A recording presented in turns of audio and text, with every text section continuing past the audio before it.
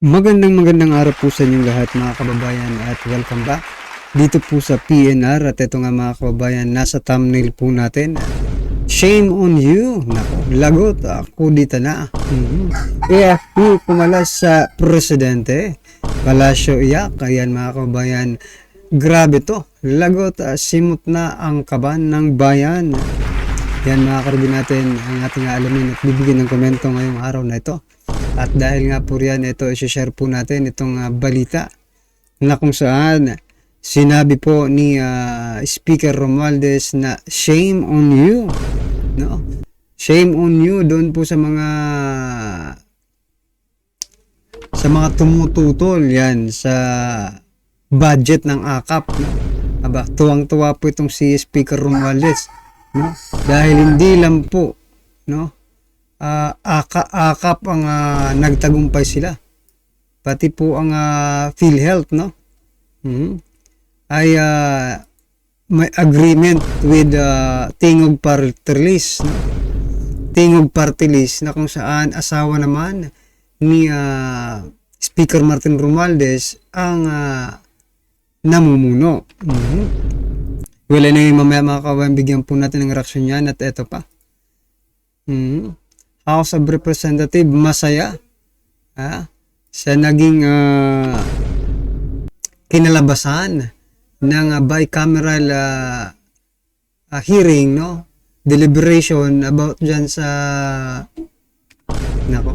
budget na yan. Mamaya ito, mayroon pong mensahe, mayroon pong pahayag si Speaker Romualdez. Yan mga kabayan, at ito na nga, simulan na po natin dito po kaya ito. Yan. Mula po sa News 5, 11 hours ago, ito po ang sinabi. Ito po, sabi po ni Speaker Romualdez, shame on you, Romualdez Islam, after AKAP budget restored amid PhilHealth zero subsidy. Yan mga kabayan, no? Talagang masayang-masaya po ngayon si Speaker Romualdez sapagkat na-restore, no? Naibalik sa kanila yung AKAP. I think it is 29 billion, no? May kahati po ang Senado na 5 billion. Kaya yan, naaprubahan agad yung AKAP budget na yan. Pero ito pa mga kababayan, recently PhilHealth signed an agreement with Tingog Party List and the Development Bank of the Philippines regarding a health initiative. Bakit Tingog Party List mga kabayan? Ang tanong dyan no? The said party list is led by the wife of the House Speaker. Yun pala. Kaya naman pala mga kababayan sa Tingog Party List, no? Nagkaroon ng agreement, no? Ang PhilHealth, no? Na magkaroon ng health initiative. Ano? Yan, sahod na sahod mga kababayan, mula sa kanya hanggang sa asawa, hanggang siguro sa mga kaanak-anakan nito, meron pa. Anong masasabi nyo dyan mga kababayan? I-comment nyo na lang po kasi ang masasabi ko po dyan, garapalan na talaga mga kababayan, no? Ang mga ito, simot na simot nila yung kaban ng bayan. Yan po ang masasabi ko. Ewan ko lang sa inyo kung hindi nyo pa napapansin, no? O tingnan nyo mula po sa AKAP, sa mga ayuda-ayuda, siya po ang namumuno. Tapos pagdating naman po dito sa kanyang asawa, no? Pinasok naman po yung PhilHealth.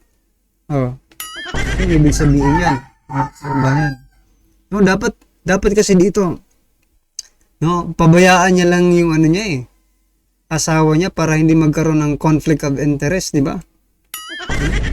Ibigay niya sa ibang sa ibang party list or something na non-government agencies, di ba? Mga NGO. Pero eto, Tingog Party List mga kababayan, asawa niya pa. Ano sa palagay niyo mga kababayan? Meron bang conflict of interest dito? Yun ang nakikita ko, pero wala tayong magagawa Sila po ang nasa kapangyarihan. Pag sinabi nilang 1 bilyon, 1 bilyon ang ibabagsak nila sa isang lugar. Ang tanong, talaga bang 1 bilyon na napunta sa taong bayan? Yun eh, di ba? Well, anyway, mga kabayan, ano pong inyong reaction dyan? I-comment nyo na lang po at ito. I-share din po natin itong kanyang naging pahayag. Nako, tuwang-tuwa talaga no? Yan o, House Speaker. Basahin ko po sa inyo mga kabayan ito The House of Representatives and the Senate of the Philippines work together to craft a budget that supports President Ferdinand Marcos Jr.'s vision for a bagong Pilipinas. Nako, bagong Pilipinas daw. Kaya, ibig sabihin ba, kaya naaprubahan yung mga budget or binawasan si Vice President Sara Duterte at yung iba naman ay dinagdagan dahil po yan sa bagong Pilipinas, no? Yun po ang lumalabas no? Binawasan nyo si Vice President Sara Duterte kasi yun ang naaayon sa bagong Pilipinas. Dinagdagan nyo naman yung mga ibang department dahil yun ang naaayon sa bagong Pilipinas. Yun ba yun? Sabi niya pa ang bawat piso sa pondo ng taong bayan ay pinaghirapan ng bawat Pilipino. Sisiguraduhin natin na ito'y magagamit ng wasto. Talaga ba? At may direksyon. Nako po. Saang direksyon ang tanong? Baka lumiko po yung direksyon yan, mga kababayan para sa pakinabang din ng taong bayan. Yan po ang sabi ni Speaker Martin Romualdez. Magamit ng wasto, sana all, diba? At may direksyon, saang direksyon, ang sinabi ko nga po, sana hindi lumiko, no? Sana dire-diretso, papunta talaga sa taong bayan kasi ang nangyayari dyan, mga kababayan, ay hindi pa. Hindi naman yan dire-diretsong dumadating no? Sa kanyang direksyon.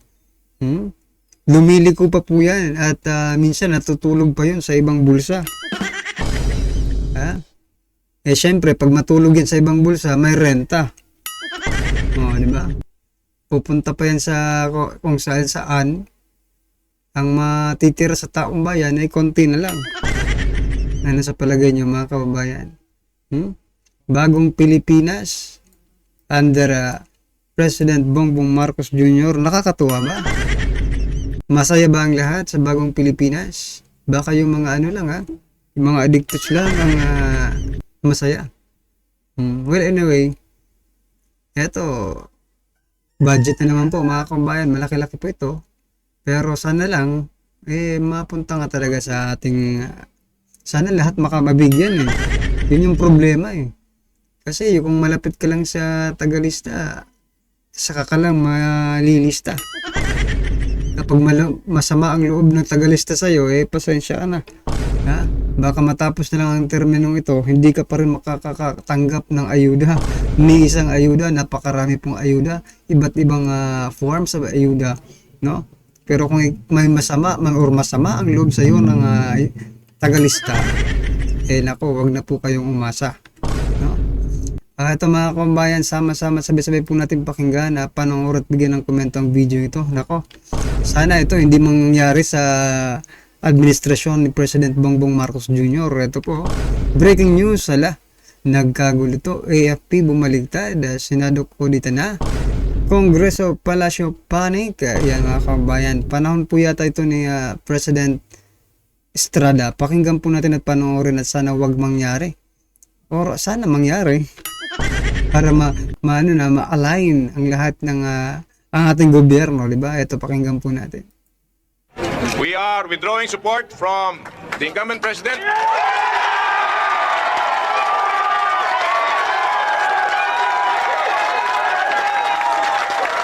And we will support the assumption into office of the constitutionally mandated successor, the Vice President. Ako'y nalulungkot na humantong sa ganito ang mga pangyayari. Pero upang pangalagaan ang ating demokrasya at hayaan maghari ang kapayapaan sa ating bansa, hinihiling ko ngayon sa ating Kongreso na tumawag ng isang snap presidential election Hindi sila nagtagumpay sa pagulgol sa liit mo.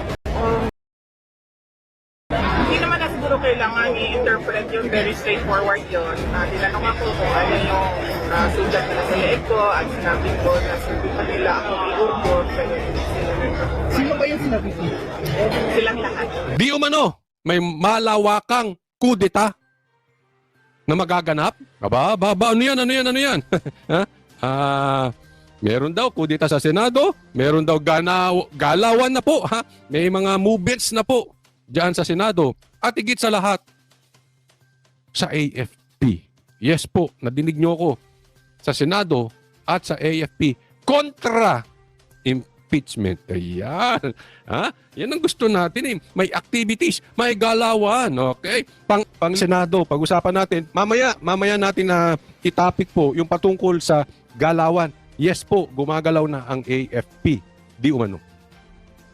Umuugong ang usap-usapan ng panibagong pagpapalit ng liderato sa Senado sa gitna ng issue ng impeachment laban kay Vice President Sara Duterte. Ang sagot dyan ng ilang senadora sa pagtutok ni Mav Gonzales. Eto na ha. May umuugong na galawan. Papalitan po yung waiter. Yung Senate President, si Chis Escudero. Ilang buwan lang matapos palitan ni Senate President Chis Escudero, sinoy Senate President Juan Miguel Zubiri, umuugong na naman ang umano'y panibagong pagkilos ng mga senador para palitan ang kanilang liderato. Ang lumulutang na pangalan, si Senador Cynthia Villar.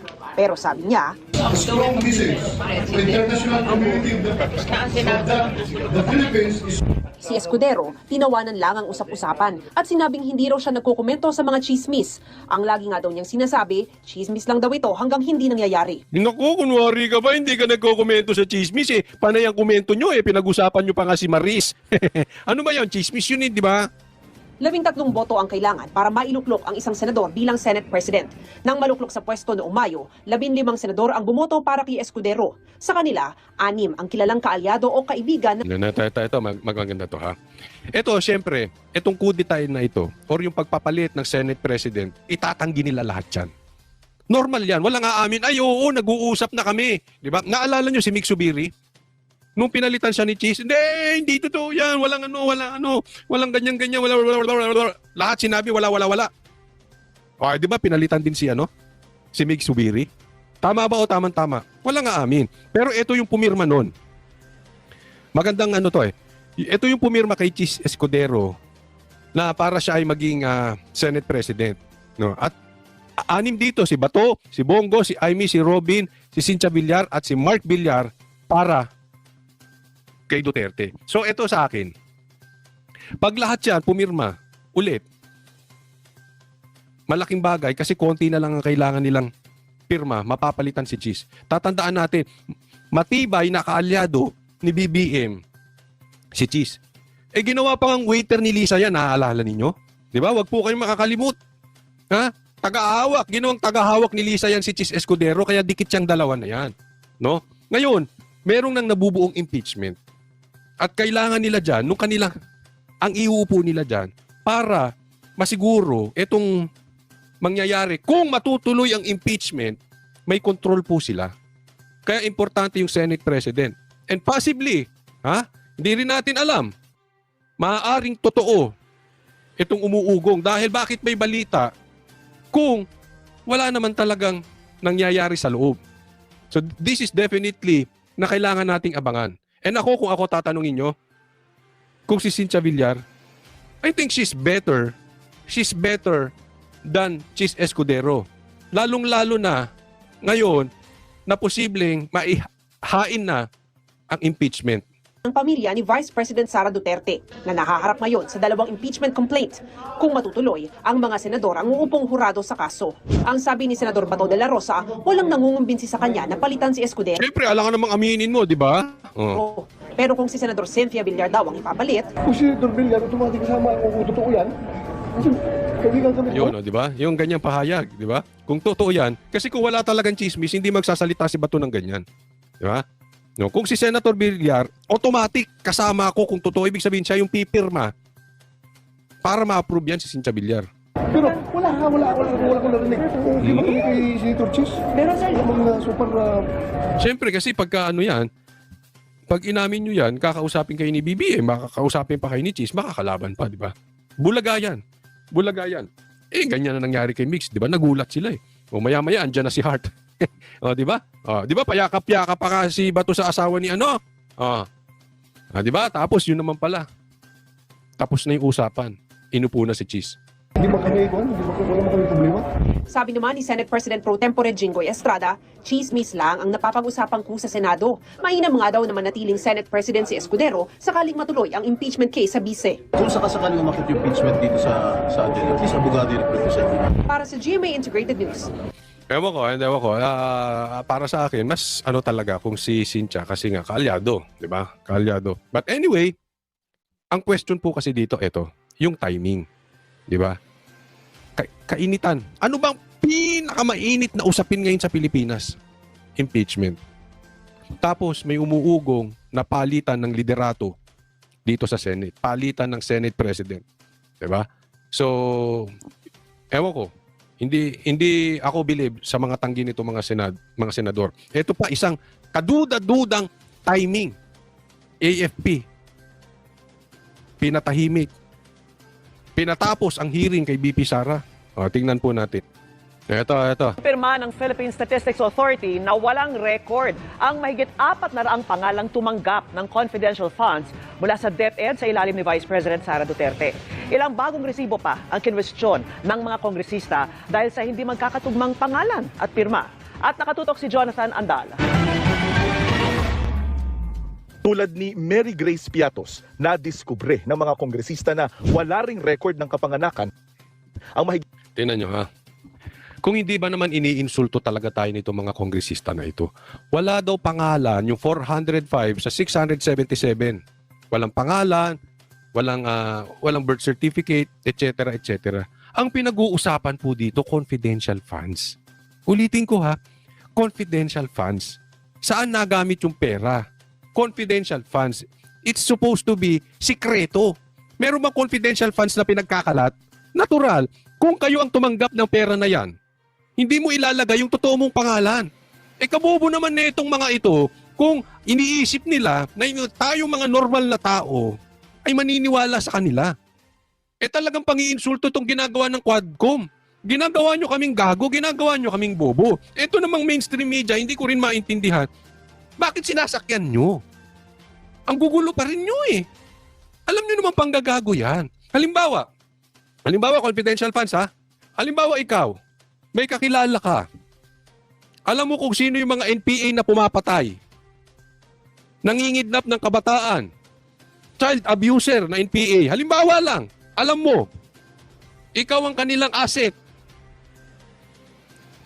Ilalaglag mo, ituturo mo bawat isa kung saan sila nagtatago. Ilalagay mo tunay mong pangalan.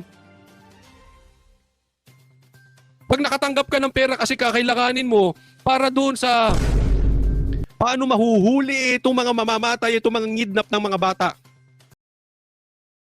So yan mga kaubayan, no? Talagang hindi pa rin naiintindihan itong Tuwadcom, no? Itong confidential fund or yung word na lang na confidential, no? Talagang hindi pa rin nila hanggang ngayon naiintindihan. Buti pa tayong mga ordinaryong Pilipino, no? Naiintindihan po natin yung tinatawag na confidential. Yung talagang hindi mo talaga yan makikita dyan sa PSA. No? Kasi sabi nga ni Senator Lacson, former Senator Lacson, no, mga code name po yan, mga alias po yan na mga ahente para hindi po sila, no, matunton, matukoy ng mga kalaban ng gobyerno. Ito namang mga, hindi ko nga alam kung kakampi pa rin ba natin ang Kongreso ngayon. Kung ang pinaglilingkuran ba nila ay ang Pilipino, no? Ang Pilipinas. Dahil gusto po nilang i-disclose sa public yung mga totoong pangalan nitong mga taong ito na naglilingkod, no? Ng patago. Naglilingkod ng patago para maprotektahan ng ating bansa. Yan mga kaubayan, ano po ang inyong masasabi dyan? I-comment ko na lang po sa baba para at isa lang po ng ating mga kaubayan ang inyong opinion. Maraming salamat po.